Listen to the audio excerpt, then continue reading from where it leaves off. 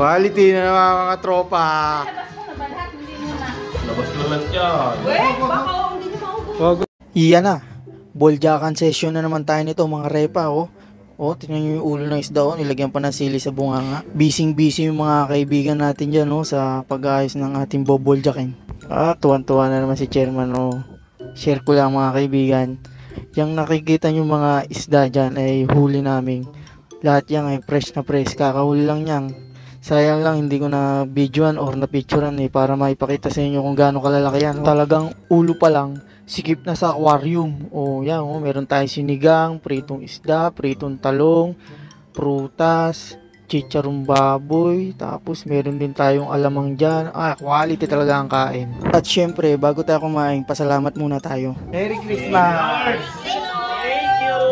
Yan na, sabayan nyo kaming kumain dito mga repa, oh. Kanya-kanya na yan, oh. Kurot dito, kurot doon, oh. Tingnan nyo naman itong laman ng isda, oh. Puting-puti ba talaga pag presyo. Tapos, sasabayan mo pa yan ng alamang. Kuha tayo ng alamang.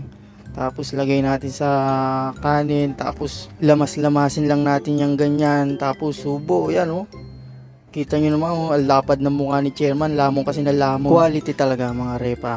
Yan, tulad nga ng sabi ko, yung mga isdang kinakain namin ngayon, fresh yan. Makinig lang kayo sa kwento ko kahit walang kwenta. Dahil day off namin ngayong araw, nakapag-fishing kami. Diyan lang sa tabi-tabi, buti na lang hindi tayo pinagbabawalan makapag-fishing dito sa ibang bansa. Isa nga pala to sa libangan namin dito sa abroad, yung pag-fishing. Bukod sa malinamnam na yung kinakain mo, nakakatipid pa tayo pag tayo nakakahuli ng mga malalaking ganyang isda, oh. Lalo yan, yung isinigang namin, sayang lang talaga hindi namin na-videoan or na-picturean. Ibang klase talaga yung isdang yan, para siyang lapu-lapu. Sinerts namin, type siya ng grouper, napakalasa talaga, hindi ko masabi. Ang sarap, quality talaga repa, oh. Tuwan-tuwa yung mga kaibigan natin dyan, oh. Lalo si chairman, tuwan-tuwa, Lamon is life talaga tayo, oh.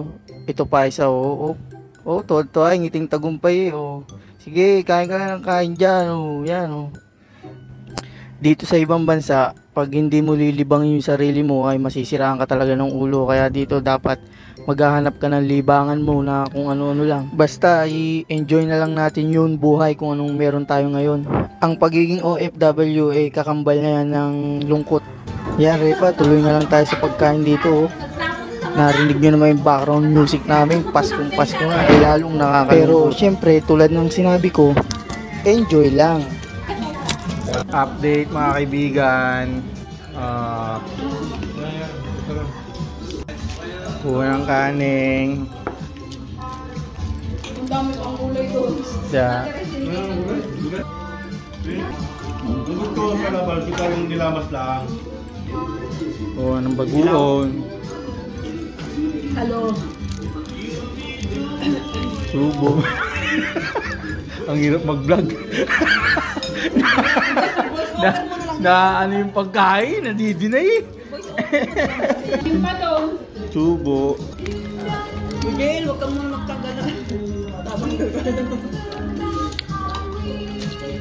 Quality. Yan na mga repa, Dito sa part na to, tapos na kaming kumain, hindi na talaga kaya, May natira pang pritong isda, So yun, hanggang dito na lang muna tong walang kwentang video na to. Abangan nyo yung mga balljack session ni chairman at ng ating mga kaibigan.